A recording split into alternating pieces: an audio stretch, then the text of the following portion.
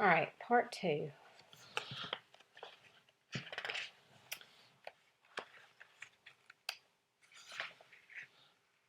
Okay. Jessica. Act 9, Scene 1. It's been a few weeks since Mr. Terupt went into a coma. I felt numb when I first heard. My mother got a phone call on the night it happened from Mrs. Williams. The principal was calling all the parents. Mom hung up the telephone and explained his situation. I sat paralyzed, unable to move or speak. It was the second time in less than a year that I was in disbelief. The first time was when Mom told me about Dad and his girlfriend. The day after the accident, our class had a substitute. I don't remember her name. I only remember our classroom being silent. We were given some silly worksheets to keep us busy, but no one could concentrate, not even Luke. Instead, we stared blankly at the papers or out the windows. Each of us lost in an ocean of thoughts and a roller coaster of emotions. Mrs. Williams came in our classroom later that morning. Boys and girls, I came up here to talk to you about Mr. Terupt, she said from the front of the room. I want you to know the truth and not some rumor that might be floating around. Mr. Terupt is in a coma, which means he's not conscious. That wasn't all Mrs. Williams said, but that's all I remember. I already knew the truth, but I wasn't ready to hear her or anyone else talk about it so freely. I knew about comas. People don't always wake up from them. It wasn't fair. I needed comfort. I wanted to read Bridge to Terabithia and Missing May. I wanted the company of Jessie Aarons and Summer and Uncle O. Before Mrs. Williams finished, I did hear one other thing she said. She claimed that the snowball incident was an accident, not anyone's fault. I sure didn't believe that, and I know my classmates didn't believe it either. I wondered if Mrs. Williams thought that Mr. Terupt had let things go too far, and if she did, would he be getting in trouble?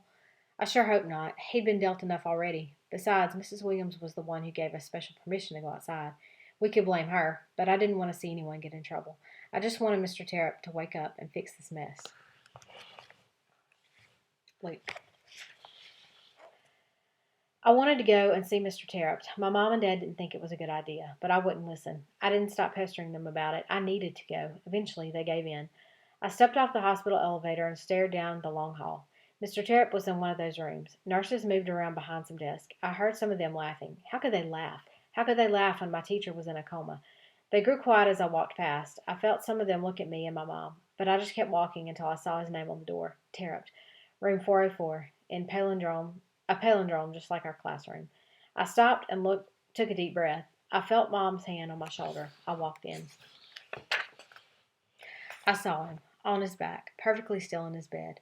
Tubes poked into his arms. A mask covered his face. Machines beat. His eyes stayed closed. He didn't move, not an inch. Only his chest rose up, then fell down with each frail breath.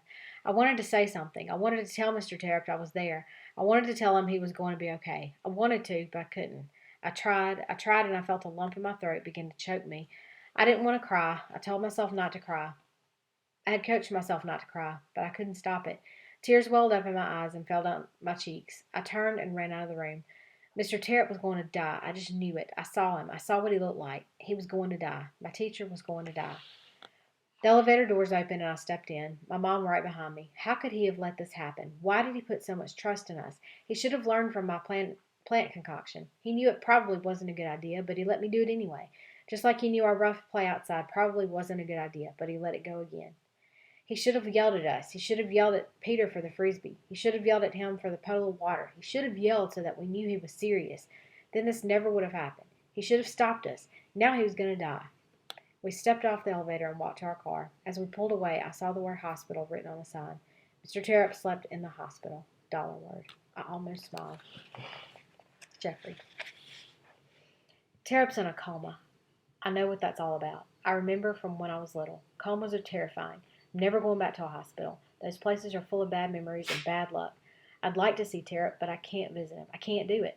Luke told me it was scary. I know. People in comas die. I should have been in that coma, not Michael. It should be me in that coma, not Terupt. Peter Snowball should have hit me. Now our teacher's going to die. This sucks. School sucks. Everything sucks. It was better when I didn't care. Anna. I heard Luke telling Jeffrey that he went to see Mr. Terupt in the hospital, that it was awful, and that Mr. Terupt wasn't awake or moving, but I couldn't help feeling the way I did. I wanted to go and see him too. I just didn't think I could do it alone. So I asked Jessica and Danielle to go with me. We sat at lunch. We were quiet. No one talked much, not since the accident. Anna, what's wrong? Jessica asked. She's always good at knowing when something's not right. Nothing, I said. I pulled my PB&J apart. Just tell us, Danielle said. I still didn't say anything. I focused on my sandwich, picking at it but not eating. Come on, Danielle urged. I blurted it out. I want to go and see him. Silence. I brushed my sandwich pieces into a pile. I noticed Danielle and Jessica weren't eating either. The three of us busied ourselves with staring at our food. Me too, Jessica finally said. Really? Danielle said. Aren't you guys scared to go? Yes, I said. I scooched forward. So let's go together. Will you guys go with me?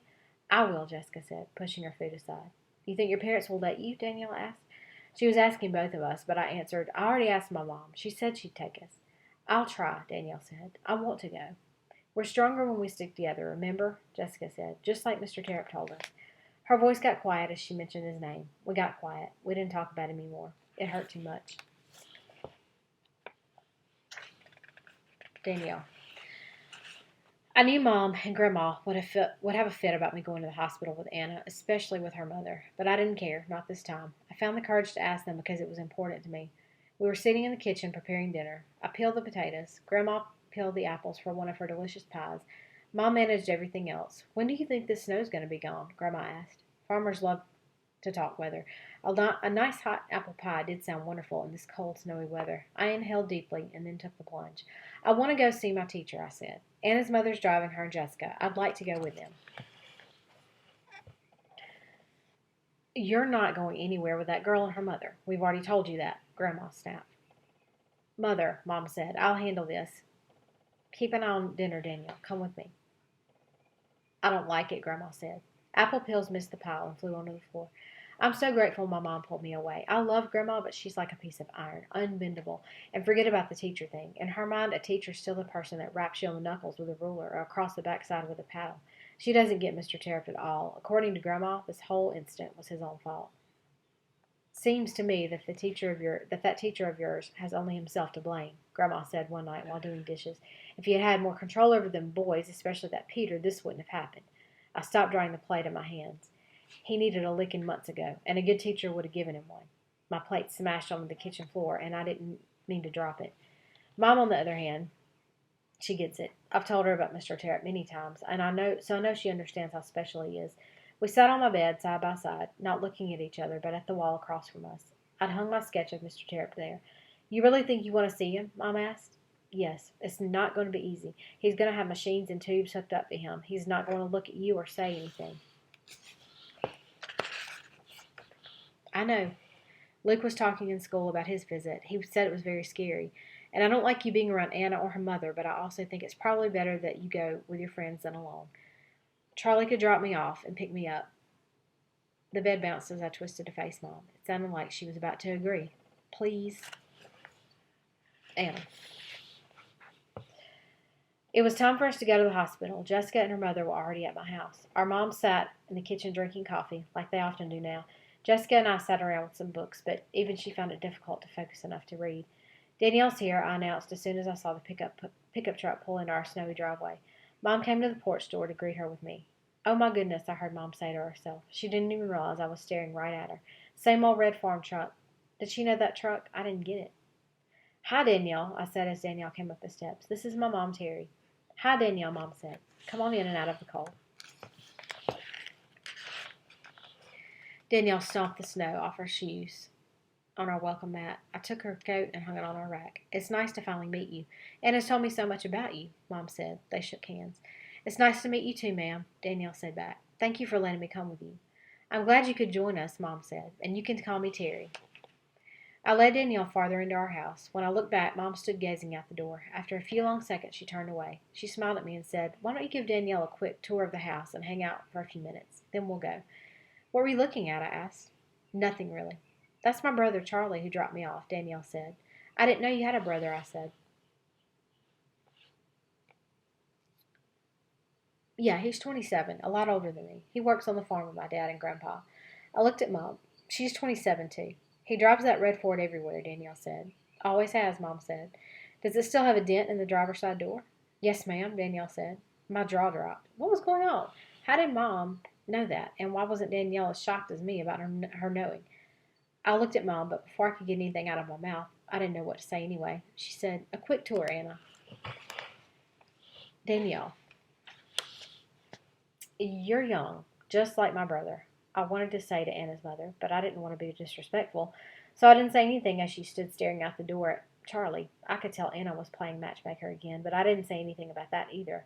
My family would never want to see Charlie and Terry together. Never. I also met Jessica's mom. She was very nice. "You can call me Julie or Miss Reitman, whichever you're more comfortable saying," she said. Anna's house was simple but nice. I guess you didn't need a big old house when it was only you and your mom. The thing I liked best about Anna's place was the artwork hanging on some of the walls. I took a closer look at one sketch and read the name, Terry Adams, at the bottom. And his mother was an artist? I looked down at the sketch I held in my hands, the one that came from my bedroom wall. I had brought it to leave in Mr. Terupt's room. Miss Adams must have noticed me looking at her work and my work. "Is that one of your sketches?" she asked. "Anna has told me that you're a beautiful artist." I held the drawing out for her to see, but I didn't say anything. "Well, I'd say Anna was right. This is a lovely piece, Danielle." "Thank you, ma'am," I said. "You've done some wonderful things with shadowing and texture." She pointed to different areas of my sketch. "I'm not sure what that means, ma'am, but thank you. Next time you come over, I'd be happy to do some sketching with you," she said, "and I'll give you a few pointers if you like." "Next time I come over," she had said. Anna and Jessica and her mom joined us. "Told you she was an amazing sketch artist," Anna said to her mom. Miss Adams smiled at us. "Come on, Danielle. I'll show you some of Mom's other drawings in my bedroom." I followed Anna, but not before I returned Miss Adams' smile. I wondered what could possibly be the bad influence in Anna's house. I liked it here, and I liked the two people who lived here. I also knew Grandma wouldn't be as easily convinced. After hanging out in Anna's bedroom, it was time to go. On the car ride, the three of us sat in the back seat. Jessica held her book, Anna held her plant, and I held my special sketch. We were all quiet. I stared out the window at the passing snowbanks and tried to keep from thinking about the snowball day, but that was impossible. For the rest of my life, I knew that snow would trigger my memory of the accident. Jessica. Act 9, Scene 2. Characters. Me. Julie, my mother. Danielle, my friend. Anna, my friend. Terry, Anna's mother. Action. The elevator doors opened. We stepped into the White Hall. I thought of my first day at school. My heart had thumped in my chest. The smell of disinfectant had lingered in the hallway. The smell of rubbing alcohol and iodine dominated this hospital hallway. Instead of the chatter of school kids arriving after a summer vacation, the only thing I could hear was the incessant beeping of those scary machines. This was way worse than the first day of school. I swallowed. I gripped and squeezed and fidgeted with the book in my hands. Al Capone does my shirts. On that first day, Mr. Terupt had told me that he liked happy endings, so I brought him this book. I knew that he wouldn't be able to see or read it, but I wanted him to have it. Plus, having something in my hands helped me with my nerves. I'm glad the store wasn't too far away, otherwise I might not have made it. But I did, and so did Danielle and Anna. We were there for each other. We stopped just outside his door. The black marker spelled Terupt. I rubbed my finger on it. It didn't smear. I looked at Danielle and Anna. There was no hiding our fear. My mother and Terry stood behind us for support, but they also let us do this on our own. I looked back at them. "We're right here," Mom said. "We'll come in with you," Terry added. I took a deep breath and readied myself for what I would see. Anna. "How are you doing?" Mom asked. I shook my head. The hallway was so sad and frightening and long. Beeping and coughing and moaning noises came from everywhere. Mom placed her hand on my shoulder. "I'm here," she said. "How did you know about the dent in Charlie's truck?" I whispered. I couldn't stop thinking about it. "I'll tell you later." "Do you know him?" "Yes, I know Charlie," Mom said, but I had no idea he had a little sister. We stopped. Mr. Terup's door was cracked open, but not enough for me to see inside. Suddenly, my worries and questions about Mom and Charlie vanished. They were quickly replaced by all my worries for Mr. Terupt.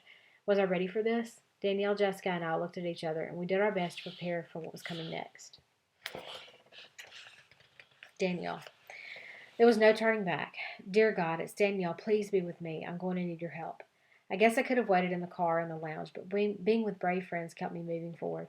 Beep, beep, cough, cough, hack, hack, hack, moan, moan, moan. The chorus of hospital noises made me cringe. I felt my shoulders pushing into my ears. We walked past an old lady sitting in the hallway. She was shaking and drooling in her wheelchair. I could hear Grandma saying, "You better put me in the ground before you send me off to one of those places with all the drooling geezers." For a second I laughed inside, thinking of that, but just for a second. We stopped. The sign on the door said Terupt. The door was partially open, but I couldn't see inside. That's probably a good thing, because I may have to run back to the car had I seen what Mr. Terupt looked like. The three of us nodded at each other silently. We were ready, or so we thought. This is when I'll need you most. Jessica. Act 9, Scene 3. Action. Mr. Terup's door stood slightly ajar, so I slowly pushed it open and stepped into his room. He wasn't alone, but he didn't have a roommate. He had a visitor, Alexia. I stopped. Danielle and Anna saw her too. We all stopped. Alexia was by Mr. Terup's bed, her back to us. She didn't know we were there. I could hear her talking to him. Like, I've been trying to be nice, Teach. I've been quiet. I don't know, like, what else to do. I haven't been mean. You'd be happy about that, Teach. I've been doing it your way, but, like, I still need your help. I need you to come back. Everyone needs you back. I stood right beside Alexia now, but she remained unaware. She buried her face in Mr. Terup's bed and sobbed. I looked at my teacher. He rested peacefully in his white bed sheets, amid tubes going in and out of his body, and screens with green numbers and lines on them, and beeping noises. I felt him telling me what to do. I reached out and placed my hand on Alexia's back. She lifted her head and looked at me through her tear-filled eyes. I started crying then, too. Alexia stood up, and we hugged. A big hug. I'm so sorry, she said. I felt her squeeze me tight. Me too, I said. Never been to California, she blubbered.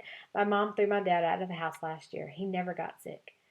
Alexia sobbed into my shoulder. I squeezed her tight now. Through choked tears, I said, My dad's not around either. He's still in California with his girlfriend. We held the hug, not with lazy arms, but strong arms. We squeezed all our sorries out in that hug. When we let go, Alexia hugged Danielle and Anna just the same. Tears filled all our eyes now, even my mom's and Terry's. We sat in chairs next to Mr. Terup's bed. We sat on both sides and said nothing. I placed my book on the stand next to his bed. Anna put her plant by the window, and Danielle tacked her sketch to a wall. We thought our own thoughts and stared at our teacher, who lay motionless with his eyes closed. Yet somehow I felt better. The power of Mr. Terupt, even in his coma, made something huge transpire. I felt light,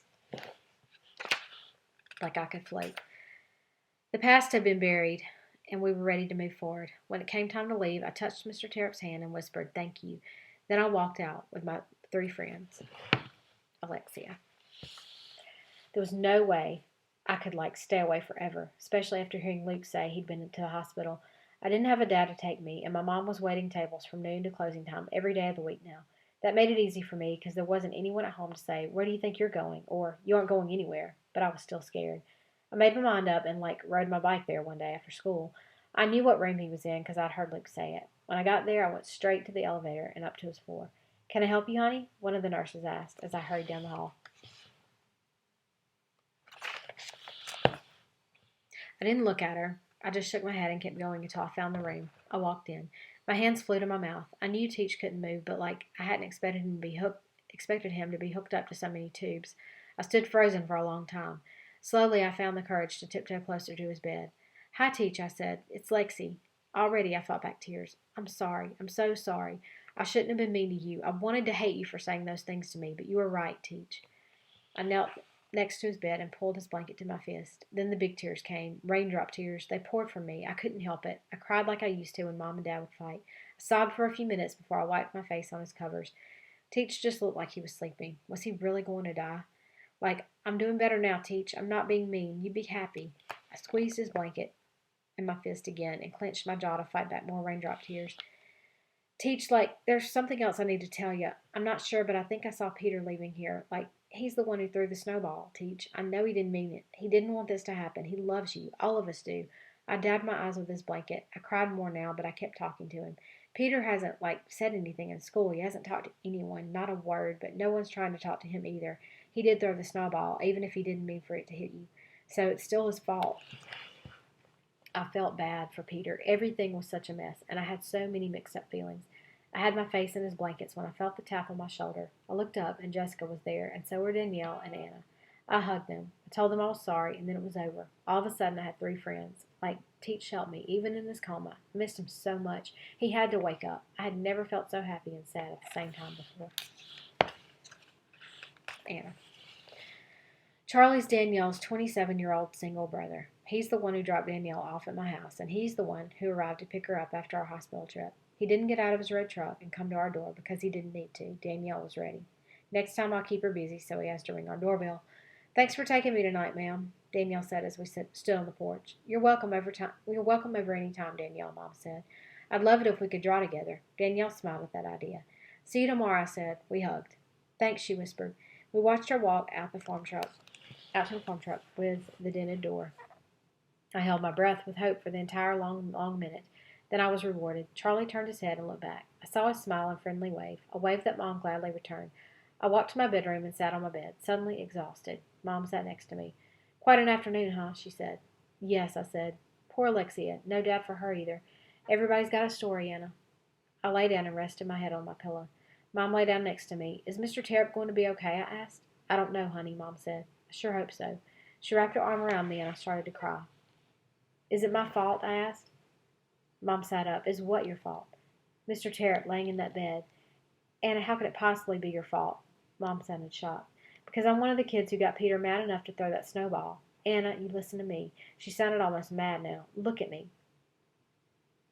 Her eyes narrowed on mine. You didn't throw that snowball, nor did you force Peter to throw it. I'm not sure whose fault it is that this happened, or if it even matters, but I do know it's not yours. Do you understand me?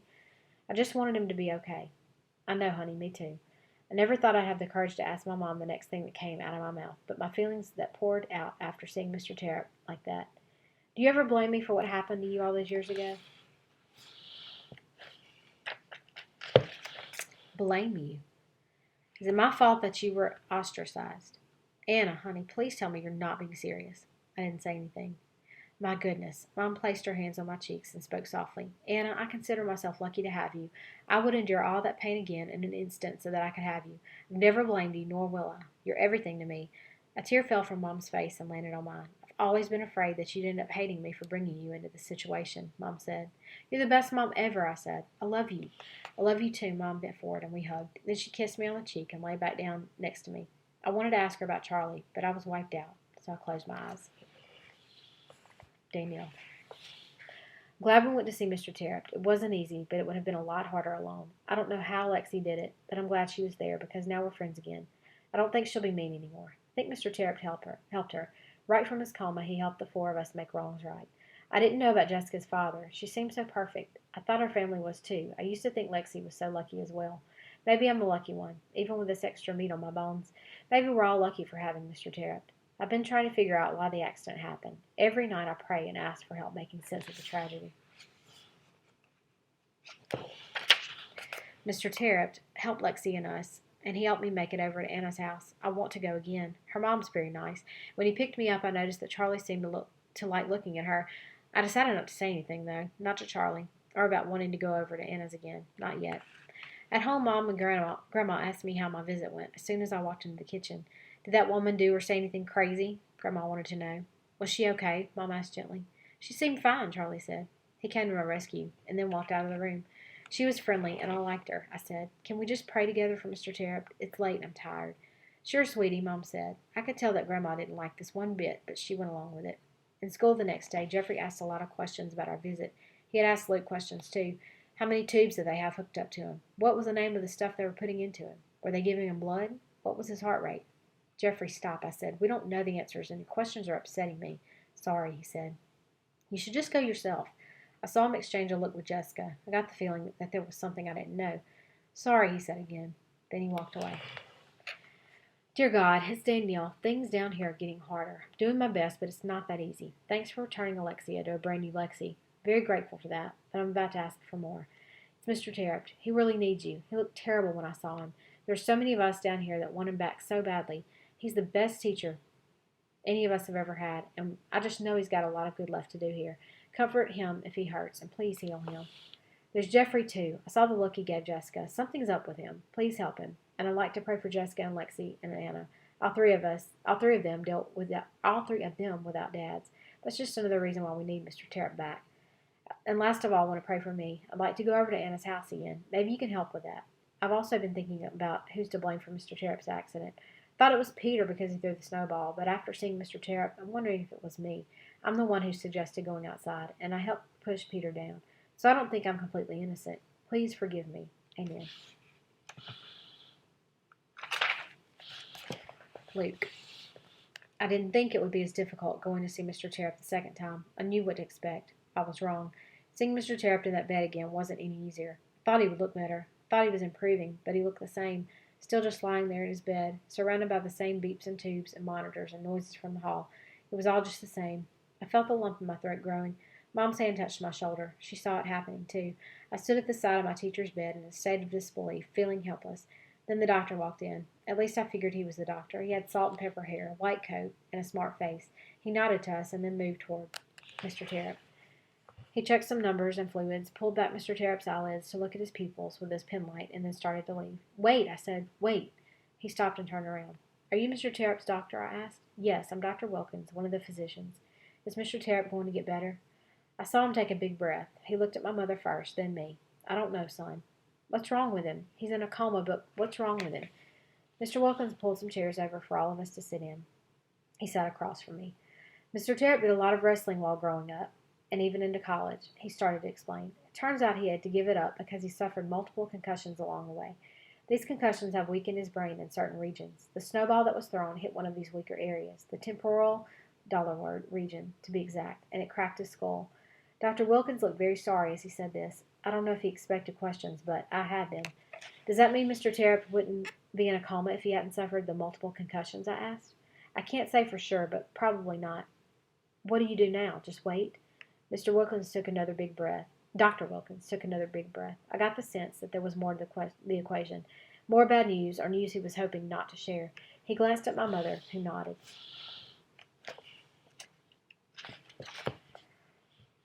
Giving him the okay to explain. I didn't want to sugarcoat a report. I wanted the facts, and my mom knew that. "Mr. Terupt has some bleeding going on behind this crack, and blood is collecting, in his brain. We hoped it would stop, but it hasn't. He'll need to undergo brain surgery so that we can clamp the bleeding vessels. And then he'll be okay? If it works, hopefully, yes." I heard the word "if" loud and clear. "And if it doesn't?" I said. "Brain surgery is risky. There's always a chance the patient won't recover." "You mean die?" I said. Mom put her arm around me. "What's your name, son?" "Luke." "Yes, Luke, your teacher could die during or as a result of the surgery, but I'm going to do my very best not to let that happen." I got up and stood by Mr. Terupt's bed. I looked at him. Dr. Wilkins got up and stood next to me. "He's a pretty special teacher, isn't he?" the doc said. I could only nod. Speaking would have made me cry like a baby. "I'll do my best, Luke. That much I can promise." He squeezed my shoulder and left the room. Brain surgery, I thought. Mr. Terupt might never come back. I ran out into the hall. "Dr. Wilkins," I yelled. He turned around. "Does anyone else in my class know what you told me?" Dr. Wilkins walked back toward me. "We didn't know anything about his concussions at first," he said, "but another teacher, Miss Newberry, was able to provide us with Mr. Terupt's background information. I guess Mr. Terupt had told her about his wrestling days, and it's a good thing because we have no other contact person for him." I stood there quiet. No other person. There was nobody for Mr. Terupt. "But to answer your question, there's another student in your class who knows what I told you," Dr. Wilkins said. "Who?" "I think he said his name was Peter." I was silent. Peter. I didn't think Peter had been here. Dr. Wilkins turned to leave. "Wait," I said. "Does Peter know about the concussions or just that the brain surgery's next?" "Just about the brain surgery." "Why do you ask?" "Because Peter threw the snowball."